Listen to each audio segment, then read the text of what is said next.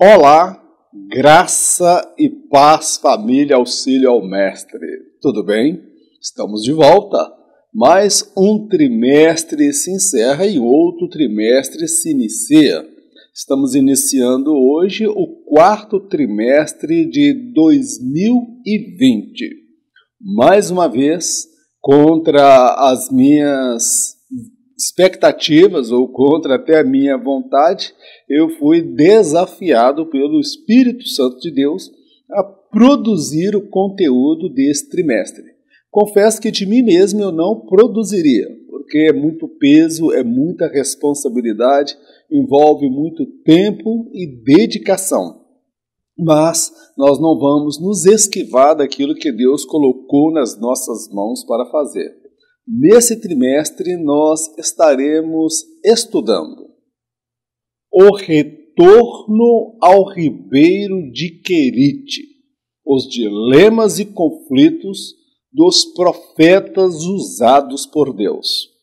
Deus colocou esse tema em meu coração, amado, porque o retorno ao Ribeiro do Querite, ele traz uma simbologia do crente da igreja na pós-modernidade se voltar para o Senhor e depender do Senhor. O Ribeiro do Querite é símbolo de dependência de Deus. Quando Deus enviou o profeta Elias para o Ribeiro do Querite, Deus se incumbiu de prover o que ele precisava. Não todos os seus desejos, mas o necessário para ele cumprir com a missão que Deus havia confiado a ele. Os profetas de Jezabel comiam à sua mesa e tinham de tudo.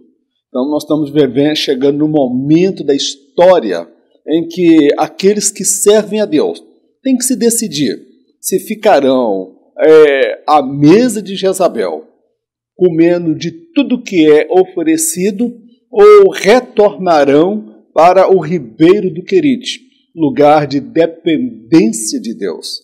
E nós vamos aprender ao longo deste trimestre como os profetas que foram usados por Deus enfrentaram inúmeros dilemas e conflitos de caráter pessoal, social, familiar, crise existenciais. Eram homens como eu e você, mas eles pagaram um preço da unção e da chamada de Deus para as suas vidas. E hoje nós estaremos estudando a primeira lição do projeto Auxílio ao Mestre. Texto-chave: retira-te daqui e vai para o Oriente, e esconde-te junto ao Ribeiro de Querite, que está diante do Jordão, e há de ser que beberás do ribeiro, e eu tenho ordenado aos corvos que ali te sustentem. 1 Reis, capítulo 17, verso 3. Texto base da lição. Encontra-se em 1 Reis, capítulo 17, versos de 5 ao 6 e capítulo 18, versículo 19. Foi, pois, e fez conforme a palavra do Senhor, porque foi e habitou junto ao Ribeiro de Querite, que está diante do Jordão. E os corvos lhe traziam pão e carne pela manhã, como também pão e carne à noite, e bebia do ribeiro. Agora, pois, manda reunir-se a mim todo Israel no Monte Carmelo, como também os 450 profetas de Baal e os 400 profetas de Azera, que comem da mesa de Jezabel. Então, nesta lição de hoje, amados, nós temos como objetivo apresentar quem eram os profetas que eram usados por Deus. Como nós já dissemos, eram homens sujeitos a fraquezas, conflitos, dilemas, crises existenciais, crises emocionais. Então nós vamos observar que a forma como o Espírito Santo usou capacitou esses homens ficou registrado nas Sagradas Escrituras, irmãos. Embora fossem homens de temperamentos, personalidades e formações distintas, estes homens possuíam algo em comum. Todos viviam na mais completa e total dependência do Senhor. Para nenhum desses homens foi fácil viver em conformidade com a chamada de Deus para suas vidas, porque eles enfrentaram muitas restrições, muitas dificuldades, provações. Eles tiveram que sacrificar a si mesmo no altar de Deus para cumprir a vocação e a chamada de Deus para a sua vida. Então nós vamos compreender que o preço da vocação, irmãos, ele é um preço muito alto para aquele que de fato tem a chamada de Deus na sua vida. Agora, todavia, estes homens que tanto sacrificaram, que enfrentaram tantos conflitos, eles entraram para a história por fazer a diferença na geração deles, deixando para mim, para você, um legado do qual nós podemos ter como referência para direcionar a nossa caminhada com Deus. É sobre esses profetas que nós estaremos falando no decorrer de todo esse trimestre. O legado dos profetas do Senhor. O legado é o ensinamento, é a força moral e o caráter que alguém deixa para as gerações vindouras. A pessoa parte para a eternidade, mas o legado, ele continua. E os profetas do Senhor, eles deixaram um legado para as gerações vindouras. Nós precisamos olhar para a Bíblia, para as Escrituras e ver o exemplo, a dedicação, o sacrifício, a renúncia, a superação desses homens ante aos conflitos que eles enfrentaram e que nós estamos enfrentando nos nossos dias. Tempos de apostasia sempre existiu na Terra. Talvez o que nós estamos vivenciando seja uma apostasia e uma frieza espiritual generalizada, talvez como nunca na história da civilização. Então nós precisamos aprender o que esses homens deixaram para as nossas vidas. Homens de trabalho. O trabalho realizado pelos profetas foi fundamental para a saúde espiritual de Israel e, consequentemente, para todo o mundo, pois o Cristo viria ao mundo por intermédio deste povo. Eles estavam envolvidos em várias outras atividades antes que fossem chamados pelo Senhor. Eram homens já experimentados no ardor do trabalho. Muitos sofreram na pele o desprezo, a perseguição, a solidão e a ingratidão da própria família, dos reis, sacerdotes e do povo. O trabalho que lhes fora confiado era penoso, exaustivo e envolvia muitos riscos e perigos. As gerações vindouras e o mundo desfrutam da excelência do trabalho dos profetas. Então, o primeiro ponto que nós destacamos aqui é que os profetas eram homens de trabalho. Observa que antes de Deus chamar estes homens para o ministério profético, meu querido, esses homens já estavam ocupados com trabalho. No caso do profeta Jeremias, ele era sacerdote. No caso do profeta Ezequiel, ele também era sacerdote. No caso de Eliseu, ele era um homem que estava arando a terra. Então Deus não chama pessoas à toa. Deus está à procura de pessoas que saibam o que é trabalhar, um trabalho que envolve dedicação. Eu destaco que o trabalho que foi realizado pelos profetas, irmãos, ele foi fundamental para a saúde espiritual de Israel e, consequentemente, para todo mundo, porque através do trabalho realizado por esses profetas, esses homens de Deus, porta-voz de Deus, a nação de Israel foi abençoada e, consequentemente, todos os demais povos da terra, todas as famílias da terra. Porque deste povo, Israel viria o quê? O Cristo, o Messias, o Salvador, do qual nós somos pertencentes quanto à salvação por termos aceitado Jesus Cristo como Salvador. Agora, eu destaco que o trabalho que esses homens enfrentaram, irmãos, era um trabalho que envolveu também muito dissabores. Eles foram desprezados pela própria família, sofreram perseguição, a solidão, a ingratidão de reis, sacerdotes e do povo.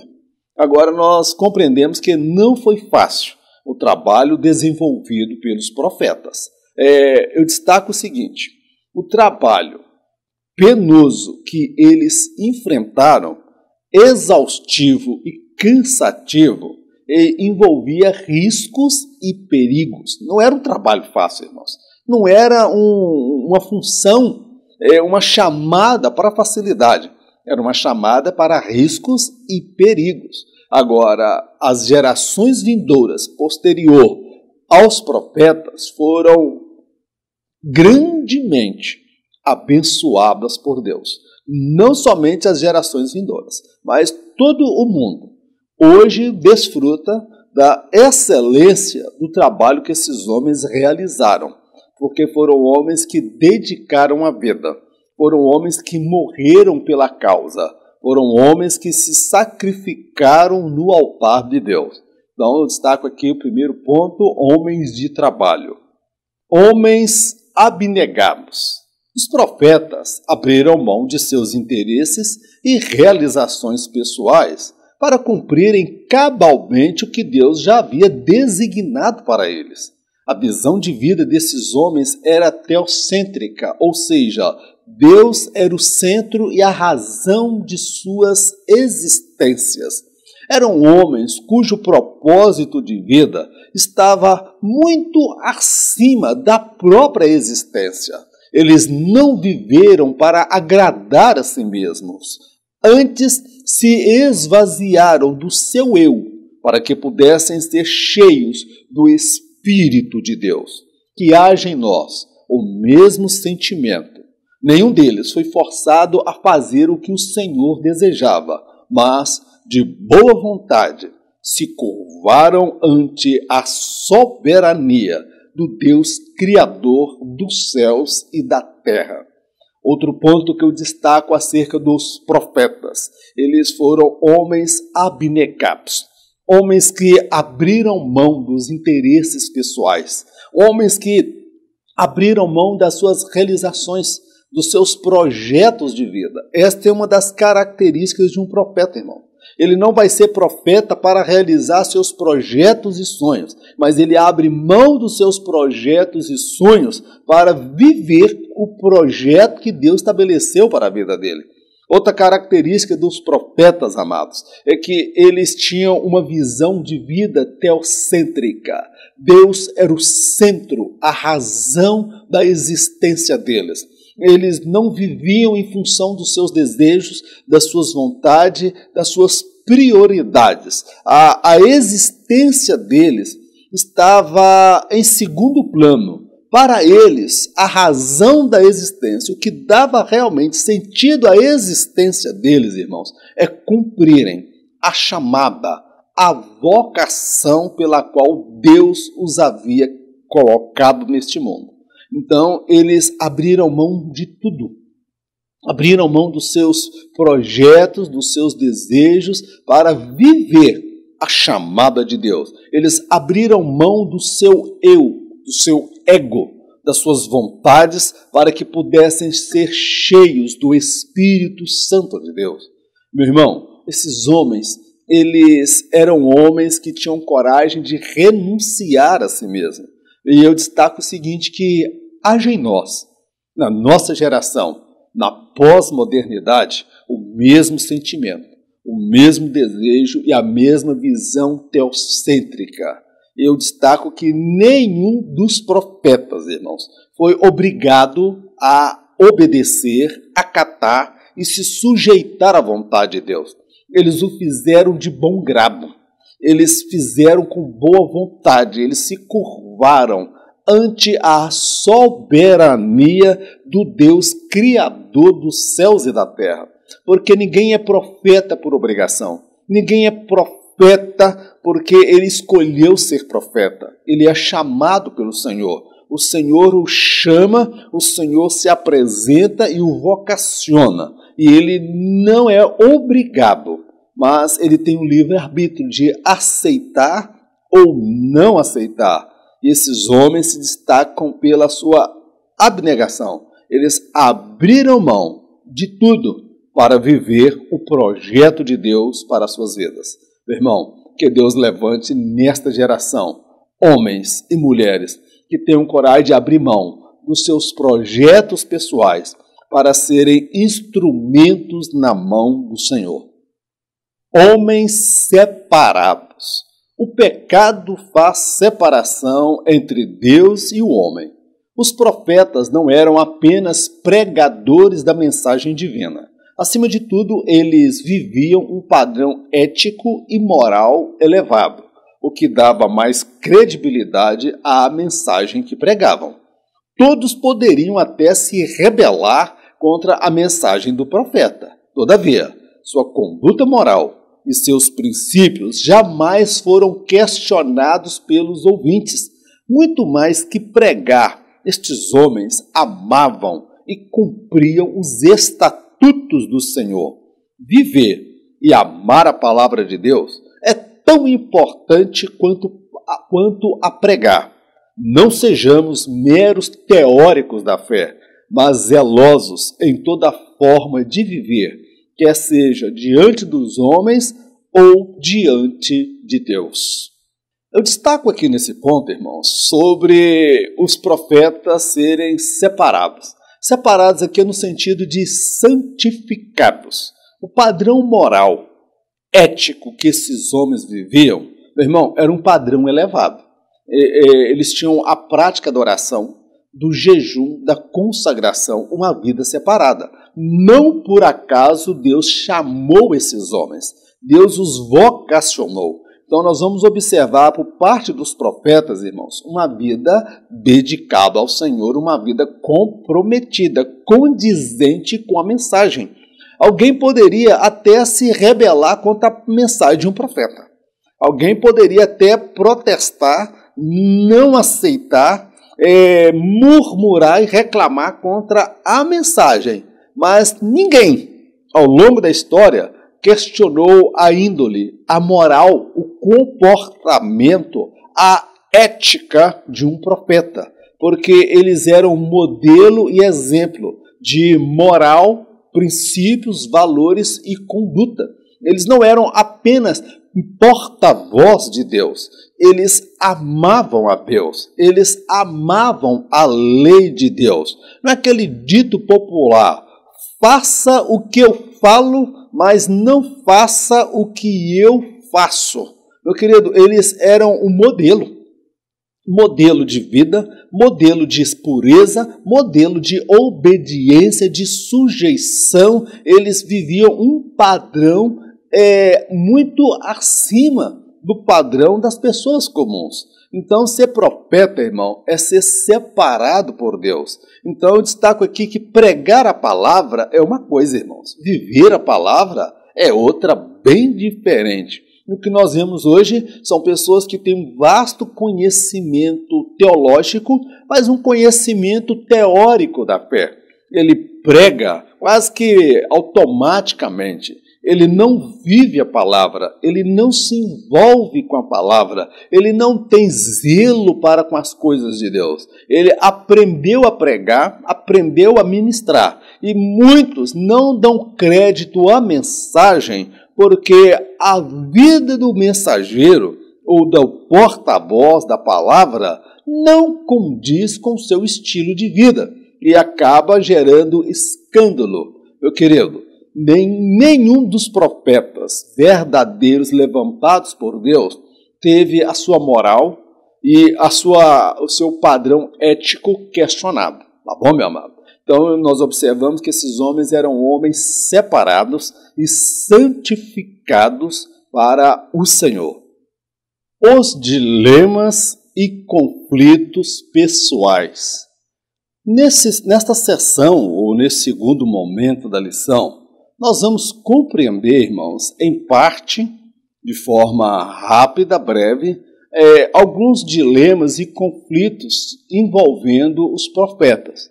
Eram dilemas e conflitos pessoais, porque fazer a vontade de Deus, irmãos, ela trará para nós conflitos, dilemas, de momentos decisivos que nós vamos ter que nos posicionar. E nem sempre o profeta ele vai ser compreendido, ele vai ser aceito, nem mesmo pela sua família. Então nós vamos deparar agora com esses dilemas e parte dos conflitos que esses homens viveram para cumprir a chamada de Deus para as suas vidas. Os bastidores dos acontecimentos. Nem todos que se depararam com o profeta Elias em ação tinham uma dimensão exata dos conflitos, dilemas, restrições e privações pelas quais passou. O profeta Oséias enfrentou a opinião pública e as severas críticas da família. Jeremias foi perseguido e desacreditado pela própria família. Isaías testemunhou seu primo morrer de lepra e nada pôde fazer para mudar sua sorte. Ezequiel, embora fosse homem de Deus, foi para o cativeiro babilônico. Eliseu abriu mão dos seus empreendimentos para se dedicar integralmente ao que Deus havia lhe confiado. Quem nos vê no alto do monte, nem sempre verá os vales e desertos pelos quais passamos. Meu querido, é muito bonito ver um profeta em ação. Quando nós vemos o profeta Elias em ação, nós vemos o profeta Eliseu, o profeta Oséias, o profeta Isaías, Ezequiel, nós vemos esses homens em ação, a gente fala, meu Deus, quanta unção, quanta autoridade. Mas quando nós olhamos nas entrelinhas, o contexto que esses homens viveram, irmãos, o profeta Elias era um profeta, meu irmão, que vivia no Ribeiro do Querite. Ele não era sustentado na mesa de Jezabel com filé mignon, não tinha plano de saúde, não tinha salário, ele não tinha nada disso, irmãos, mas ele tinha a unção de Deus na vida dele. Ele enfrentou vários dilemas, conflitos, restrições, crise existencial, entrou em um momento que muitos falam de depressão, chegou a um ponto de pedir a própria morte. Nós vamos ver o profeta Oséias, irmãos. Que dilema que o profeta Oséias enfrentou quando Deus o orientou a casar-se com uma mulher que não era a mulher dos sonhos, a mulher que ele idealizou. E ele foi o que, meu irmão? Desacreditado, ele não foi compreendido pela própria família. Quando nós falamos de Jeremias, então, irmãos, Jeremias ele era de família de sacerdote. Mas ele foi perseguido e desacreditado, irmão, pela própria família. Isaías, ele testemunhou a morte do seu primo, rei Uzias, que foi ferido de uma lepra na testa e ele morreu com aquela lepra. E ele vai falar, no ano que morreu o rei Uzias, eu vi o Senhor assentado no alto e sublime trono. Ele não pôde fazer nada para mudar a realidade do seu primo. Nós vamos ver Ezequiel, que era um homem usado por Deus, profeta de Deus, e foi para o cativeiro babilônico. Ele nada fez para merecer, mas acabou participando, foi para o cativeiro. Eliseu, irmãos, ele teve que abrir mão dos seus empreendimentos para se dedicar integralmente à obra de Deus. Ele quebrou todos os seus instrumentos de trabalho, que distribuiu para as pessoas, fez ali um almoço, matou os animais para não voltar mais atrás. Então esses homens viveram momentos, irmãos, de crise, de conflitos, dilemas, questionamentos. Eles não foram compreendidos muitas vezes nem pela própria família. Então, meu amado, eu destaco que quem nos vê no alto do monte, nem sempre verá os vales e desertos pelos quais passamos.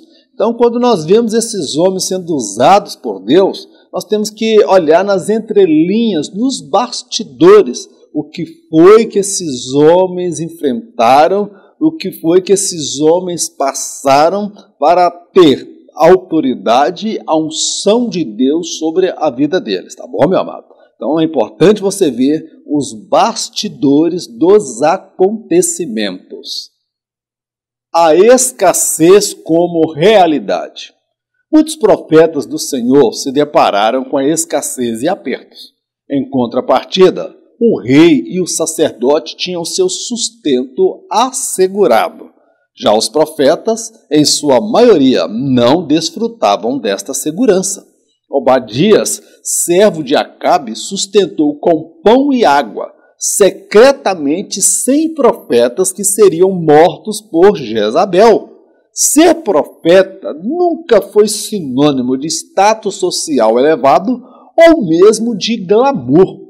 Em nossos dias, muitos que se intitulam profetas do Senhor desfrutam de honrarias exacerbadas e popularidade elevada. Não por acaso, seus seguidores, em sua maioria absoluta, encontram-se na mais completa decadência e ruína espiritual já vista. Então nós vamos compreender aqui sobre a escassez como parte da realidade daqueles que foram chamados para o ministério profético, tá bom, meu amado? Eu não estou fazendo aqui apologia à miséria e à pobreza, não, amados. Nós vamos ver, por exemplo, o profeta Elias. O profeta Elias, irmãos, ele não tinha salário, ele não tinha renda, não tinha sustento, não tinha fundo de garantia, não tinha aposentadoria, férias, 13º, carro, água, contas, tudo assegurado, diferente do rei e diferente do sacerdote, porque o rei e o sacerdote, eles tinham essa segurança financeira. Já os profetas não, irmãos. Nós vamos ver, por exemplo, no tempo de Jezabel, Obadias, ele escondendo 100 profetas do Senhor e alimentando com pão e água, irmãos, porque os profetas não tinham sustento, estava correndo o risco de morrer, ele estava sustentando esses homens secretamente com pão e água.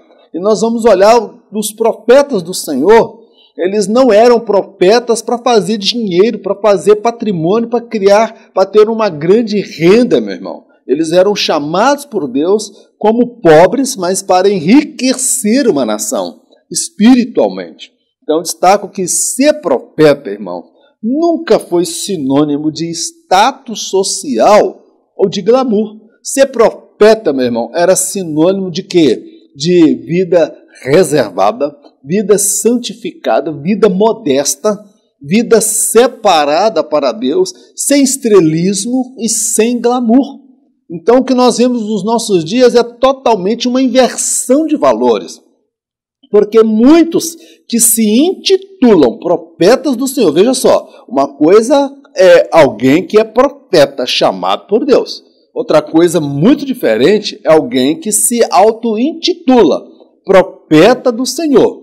Estes aí, meu irmão, eles desfrutam de honrarias exacerbadas, que vai muito além da imaginação, irmão. É avião, é hotel 5 estrelas, é a oferta do amor, o cachê é volumoso e uma popularidade elevada.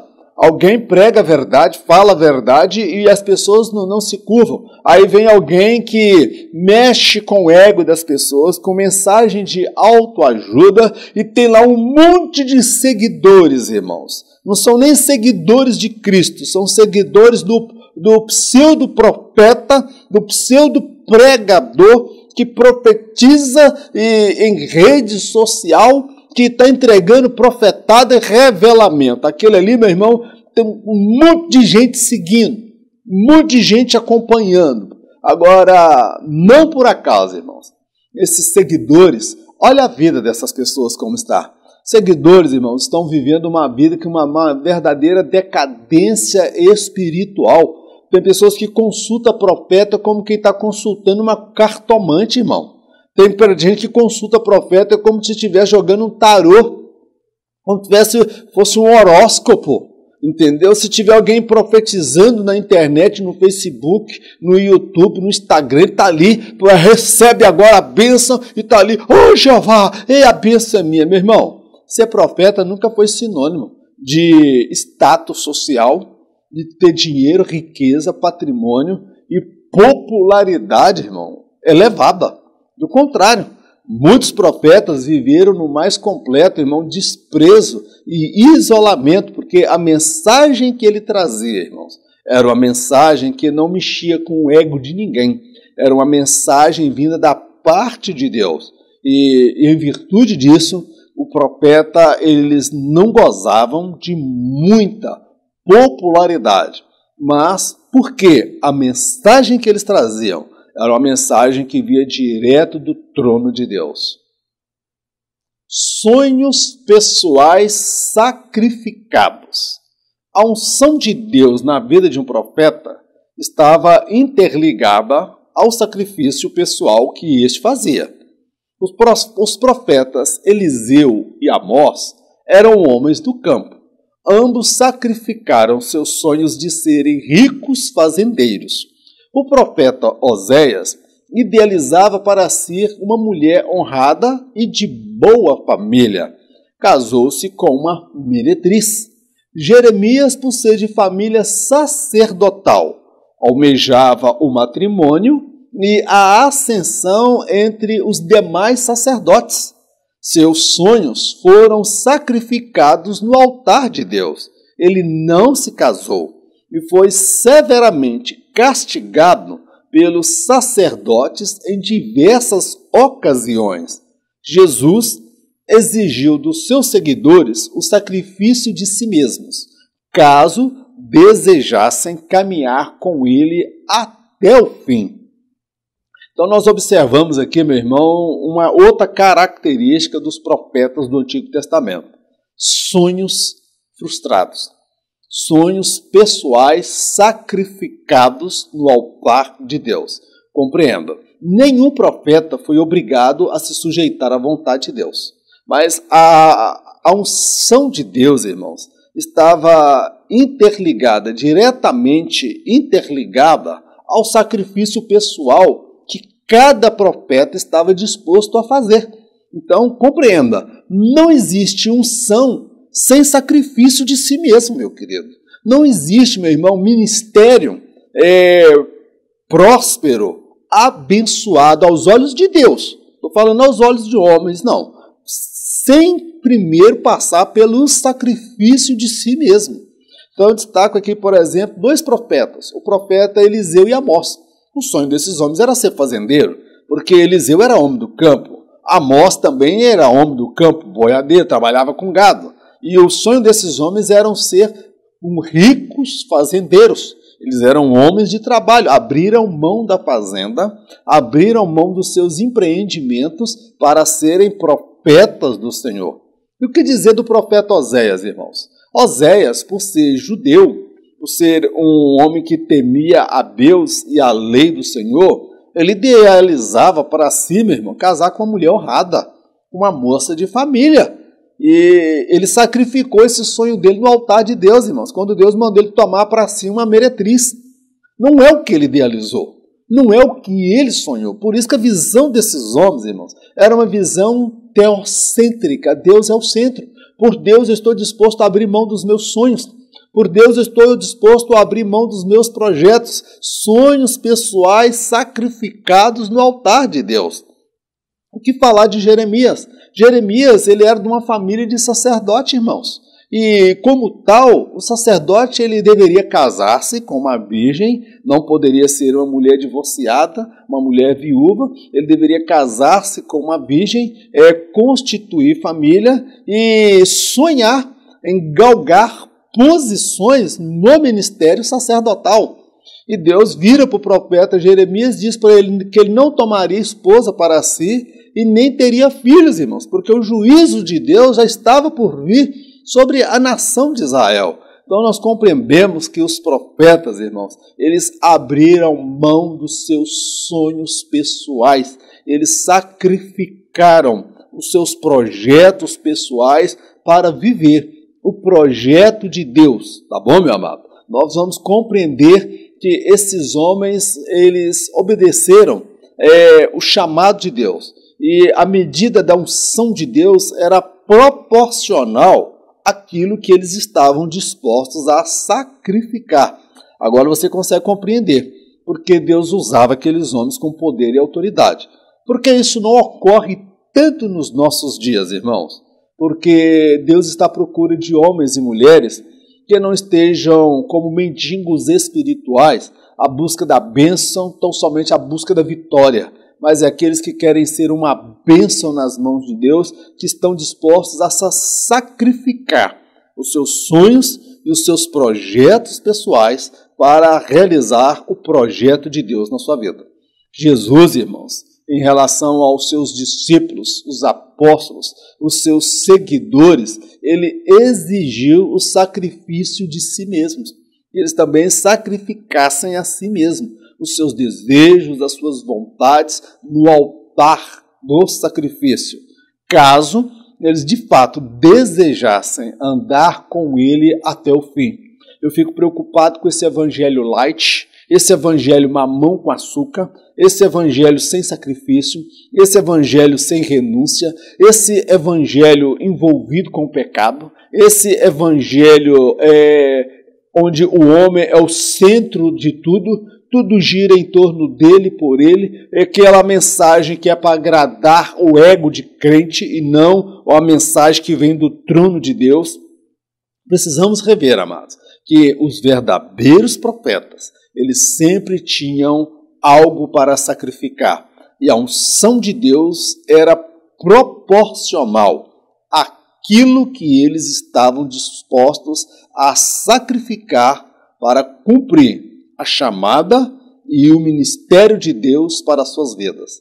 Que haja em nós o mesmo sentimento, o mesmo desejo e a mesma abnegação de nos doarmos pela causa do Evangelho.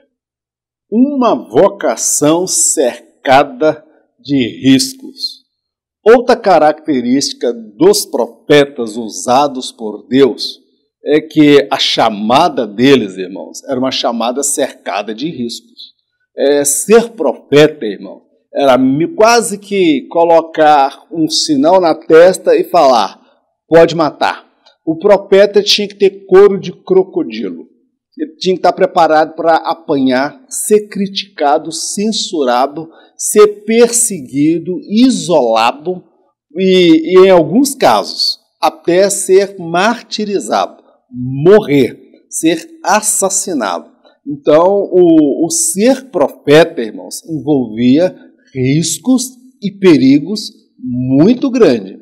Nós vamos ver ao longo do relato bíblico profeta sendo torturado, espancado, profeta passando privação, profeta fugindo, se escondendo. Então, a vocação de profeta, irmãos, ela envolvia riscos e perigos. O risco da rejeição. Uma das atribuições inerentes à missão do profeta era de falar aos reis, sacerdotes e ao povo exatamente o que Deus desejava comunicar-lhes, em especial quando estes se encontravam desviados. Sob tais circunstâncias, era de se esperar a hostilidade para com o porta-voz do Senhor, uma vez que o povo já havia desprezado a lei de Deus. Em vários episódios, os profetas foram rejeitados em virtude da dura mensagem que pregavam. A busca da aprovação de terceiros não fazia parte do viver de um profeta. Sua meta era buscar agradar aquele que o chamou e o capacitou. Nós vamos compreender aqui sobre o risco da rejeição. Meu querido, hoje nós vivemos a era em que tudo que muitos crentes fazem é querer ser aprovado, é querer ser aceito. A era da internet, então, do WhatsApp, Facebook, Instagram, tudo que é feito é para fotografar e expor, às vezes, ali nas redes sociais. Então nós vemos por parte dos profetas, irmãos, um caminho oposto, o caminho da impopularidade. O profeta ele era como uma espécie de um metiolate. Quem lembra do metiolate? Essa garotada mais nova deve saber o que é isso, não. Metiolate é quando a gente andava de carrinho de rolimão, ou ia chutar a bola e arrancava a cabeça do dedo. Aí a mãe vinha às vezes com água, sal e vinagre. E quando não tinha água, sal e vinagre, tinha um tal do metiolate, irmãos, que quando colocava na ferida, aquele trem ardia. Aquele trem doía, que a gente até pulava, e se gritasse, a mãe dava uma correada na gente ainda, tá bom? Se gritasse, apanhava. Então o profeta, ele era como um metiolate que tocava na ferida de reis, na ferida de sacerdotes, do povo e dos poderosos. Então era de se esperar que estas pessoas tivessem uma reação contrária, uma reação hostil para com os profetas. Por quê? Porque Deus estava tocando na ferida. Porque uma das características do profeta, irmãos, ele ouvia a voz de Deus e mandava o profeta, vai lá e diz ao povo, diz ao rei, diz àquelas pessoas, assim diz o Senhor. E meus irmãos, quando alguém torcia a cara para um profeta, quando alguém rejeitava um profeta, ele estava, na verdade, rejeitando a Deus. E o profeta, muitas vezes, ele estava numa situação difícil, porque o povo já estava desviado. O povo já estava, meu irmão, vamos dizer, numa tremenda apostasia, adorando Baal, adorando os falsos deuses, e vinha o profeta verdadeiro de Deus e confrontava o povo com o seu pecado. E muita gente torcia a cara. Muita gente ficava com raiva, muita gente não gostava, porque o profeta tocava na ferida, meu irmão. Meu querido, metiolate ele ardia, metiolate ele tocava na ferida, mas só tinha uma coisa, sarava. A ferida sarava. Então nós estamos precisando hoje de profetas que têm coragem de tocar na ferida, meu irmão, que têm coragem de mexer onde ninguém tem coragem.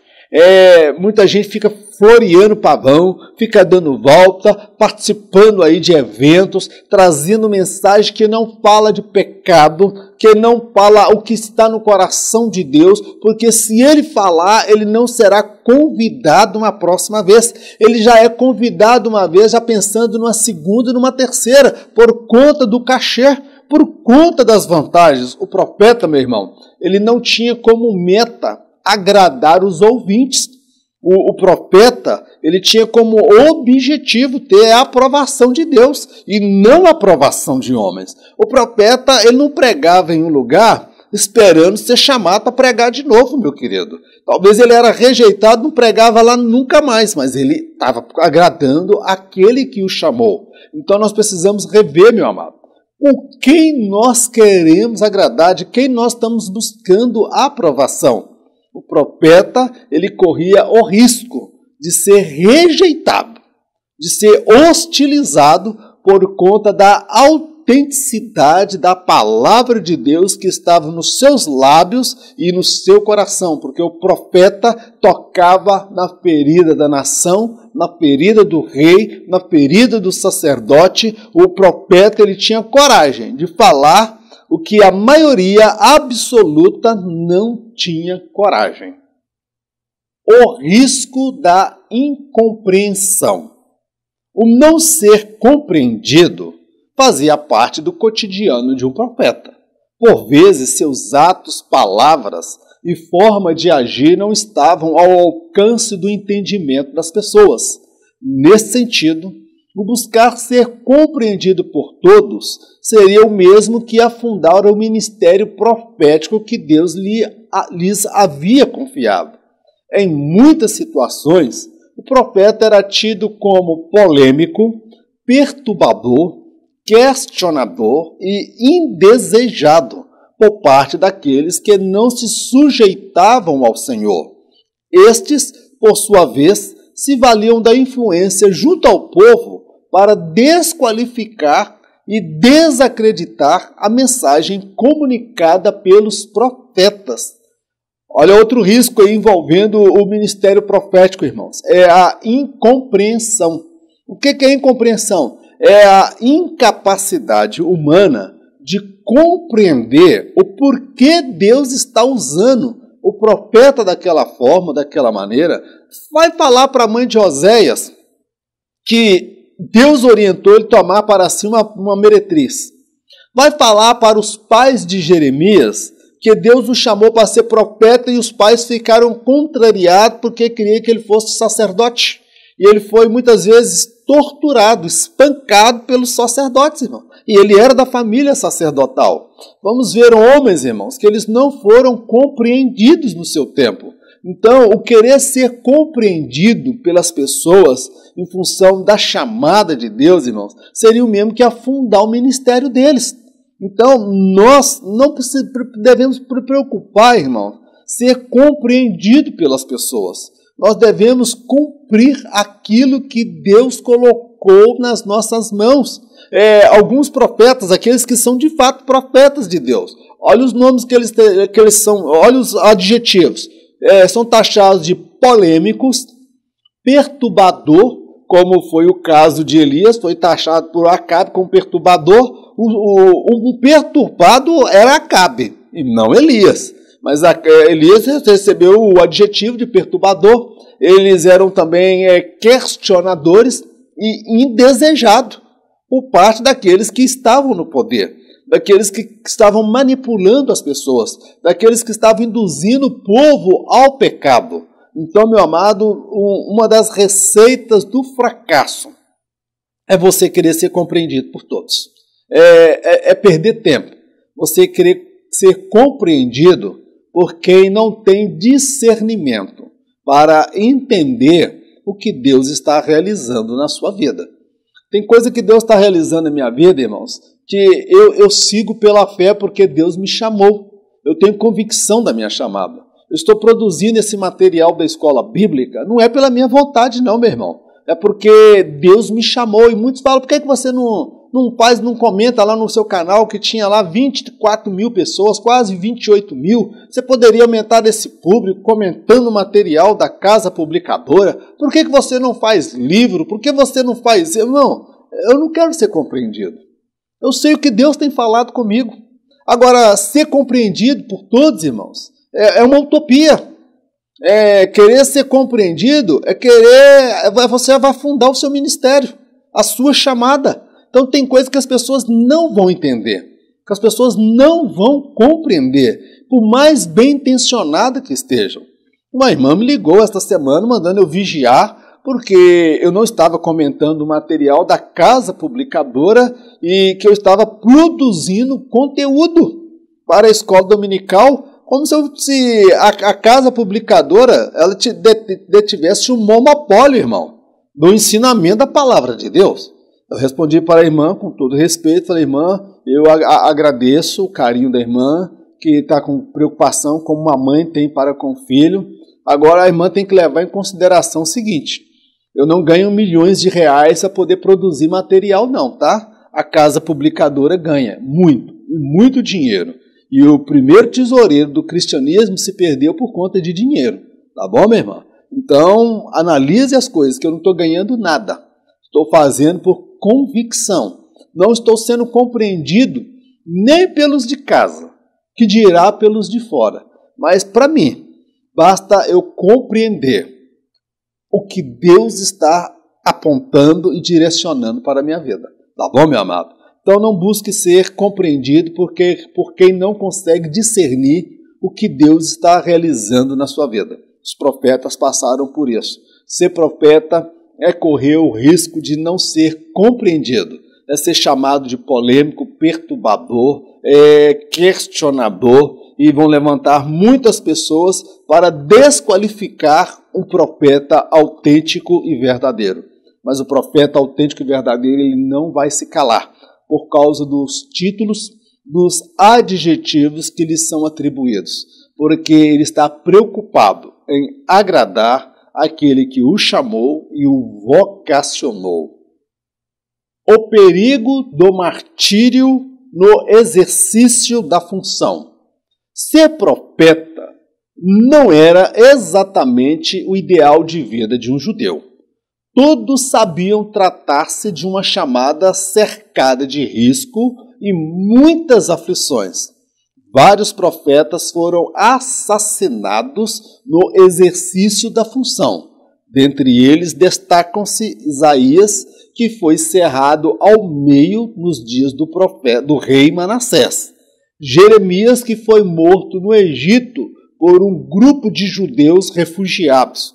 O profeta Zacarias, que morreu no pátio do templo sobre a ordem do rei Joás. Elias foi jurado de morte por Jezabel. Muitos outros profetas foram mortos sobre a ordem desta mulher. João Batista foi decapitado por pregar contra o pecado do rei, dos fariseus e dos sacerdotes do seu tempo. Meu irmão, se você colocar na placa da igreja a vaga para pastores, meu irmão, vai chover de gente. Se você colocar na placa da igreja ou do Facebook a vaga para presidente de ministério, vai vir gente dos 4 cantos da terra para poder ser presidente no campo onde tu está. A vaga para louvoristas, levitas, que serão muito bem remunerados e assalariados. Meu irmão, vai chover de gente, irmãos. Porque ministério e igreja hoje parece que virou empresa, virou um bom negócio. Então, agora, ser profeta, meu irmão, não era algo idealizado e desejado em Israel, não, meu querido. É por isso que Deus ia lá e buscava no laço. É por isso que Deus pegava no dedo, apontava no dedo, vem cá, eu te chamei. Eu estou te chamando para o profeta. O profeta Jeremias, quando Deus chamou ele, ó Senhor, eu não sei falar, eu não passo de uma criança. Não digas que tu não passas de uma criança, porque onde eu te mandar, aí você vai. Onde eu mandar você falar, você vai falar, e eu colocarei as minhas palavras na tua boca, e eu serei contigo. Entendeu? Deus falou com o profeta. Deus se apresentou para Samuel, quando ele era ainda menino, que ele não discernia a voz de Deus. Então, os profetas, irmãos, ser profeta em Israel não era algo que alguém escolhia ser. Na verdade, nem desejava, porque era um risco de vida muito grande. Muitos profetas morreram no exercício da função, meu irmão. O profeta Jeremias, segundo o relato histórico, ele foi levado contra a vontade dele para o Egito, e lá no Egito, irmão, ele foi assassinado, apedrejado por um grupo de judeus que estavam exilados no Egito, na ocasião em que Nabucodonosor invadiu Jerusalém. Nós vamos ver, por exemplo, o profeta Isaías, segundo a história, Isaías ele foi cerrado ao meio pelo rei Manassés.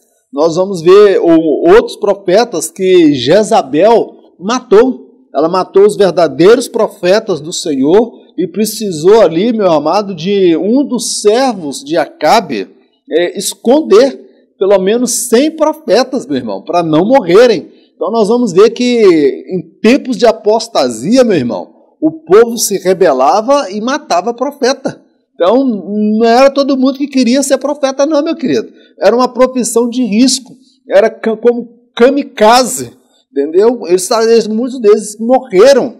Nós vamos ver que Elias só não morreu pela misericórdia de Deus, porque Jezabel jurou ele de morte, irmão. Jurou tirar a vida dele. Irmão Mauro, quer dizer então que o diabo tem poder para tirar a vida de profeta? O diabo não tem poder para tirar a vida de profeta não, meu irmão.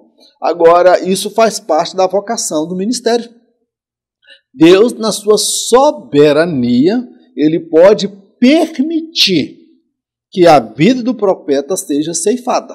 Tá bom, meu amado? Como nós vamos ver o caso de um sacerdote que morreu no pátio do templo, entendeu? O profeta Zacarias, ele morreu no pátio do templo sob a ordem do rei Joás. Então, Deus permite. Isto é a vontade permissiva de Deus. Ah, mas coitado do profeta. Coitado não, irmão. Morreu como Marte. Morreu acreditando, pregando, cumprindo o ministério que Deus confiou a eles. Então, meu amado, compreenda. A igreja, nos nossos dias, precisa voltar, retornar ao Ribeiro do Querite. O Ribeiro do Querite, ele representa, meu irmão, a dependência de Deus. Viver na orientação do Senhor. É sacrificar no altar de Deus. Sacrificar os seus desejos, as suas vontades, os seus projetos pessoais. Escolhemos aonde nós ficaremos. Se a mesa de Jezabel, que representa o mundo, o pecado, o formalismo, a frieza espiritual, ou nós vamos para o Ribeiro de Querite, porque Deus diz para o profeta ir para o Ribeiro de Querite, porque lá no Ribeiro do Querite, Deus iria sustentar o profeta. Deus disse, eu vou usar a natureza, eu vou usar o mundo espiritual, porque o profeta foi sustentado por corvos, foi sustentado por anjo, foi sustentado por viúva. Deus não permitiu o profeta morrer de fome. Não tinha luxo, não tinha popularidade, não tinha regalia, mas ele tinha a unção, autoridade, poder de Deus para falar, para pregar e para comunicar aquilo que Deus colocou no seu coração. Meu amado, que Deus vinha levantar na nossa geração homens e mulheres com visão profética, homens e mulheres que vão retornar ao Ribeiro do Querite. Nós estamos precisando retornar ao Ribeiro do Querite, sair da zona de conforto, hoje a igreja ela está muito apoiada, firmada em dinheiro, política, mídia, aprovação. Ser crente, ser gospel hoje está na moda, irmãos. Ser gospel está na moda. Agora, meu querido, precisamos de crentes, estamos precisando, irmão, de profetas. É aqueles que andam na dependência de Deus e que têm coragem de sacrificar a si mesmo no altar de Deus e viver uma vida santa, separada para o Senhor. No decorrer desse trimestre, nós estaremos estudando vários profetas. E eu tenho a certeza que o Espírito de Deus irá enriquecer as nossas vidas espirituais, nos qualificando, nos capacitando com a unção para sermos instrumento nas suas mãos. Você crê nisso, irmãos? Vamos encerrar aqui a lição. Se você desejar esse material, eu terei o imenso prazer em enviar para você, gratuitamente. Nós não ganhamos dinheiro produzindo esses slides. Nós não ganhamos dinheiro produzindo esse material. O que eu quero, o que eu busco é a aprovação de Deus, aquele que me chamou, aquele que me vocacionou. Vamos orar? Eterno Deus e Pai, nós te agradecemos por mais esta oportunidade de aprendermos juntos a Tua palavra. Toda honra, toda glória, todo louvor sejam dadas a Ti.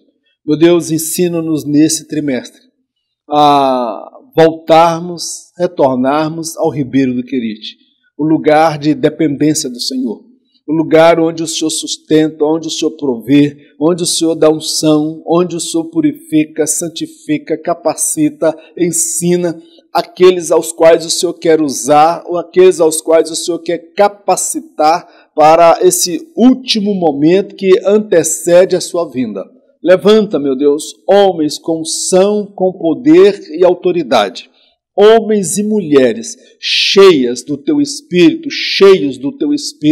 para fazer a diferença nesta geração. Meu Deus, é uma chamada dolorosa, é uma chamada de espinhos, mas, ó Pai, o que importa é servirmos e fazer aquilo pelo qual o Senhor nos criou, o Senhor nos chamou, nos vocacionou. Meu Deus, o nosso viver, ele é teocêntrico. Tu és o centro, Tu és a razão da nossa existência. E os projetos que o Senhor tem para a minha vida, para as nossas vidas, eles são muito maiores que a nossa própria existência, Senhor.